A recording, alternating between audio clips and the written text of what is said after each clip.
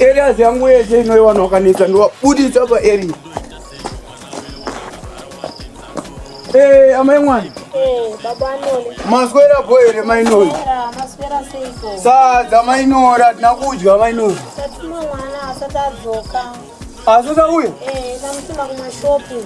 Kuma. Kutona nguva yacho yafamba. Apa jwero pisa pano my boy. Anouya kani Baba Anole. Apa jwero pisa panamba kana musina kubika. Anouya kani. Mira. Kuva matono eiko kudaro nhasi.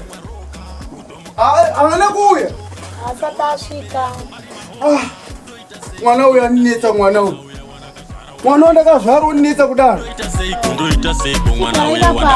Ndichagara pasi bhoza muna ubika.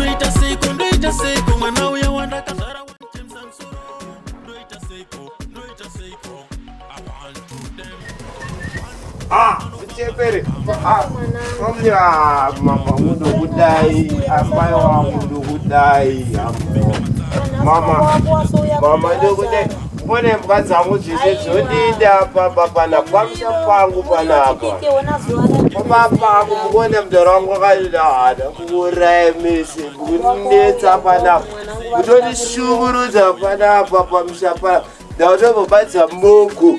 Eme mudharada utautara sendara panapa pamba pangu panapa.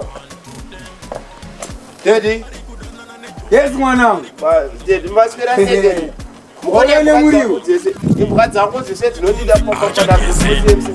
Mukone muriwo. Muriwo daddy. Tepse munanwa roka kutomuka kupfura iye vanchoka. Ndaona pamberi yako ari mahora. Ndoita seiko mwana uye wanakazara wa. Hauna kwene muriwo. Muri papa wangu. Kana kwene muriwo nhasa kutoponda kana. Amewana.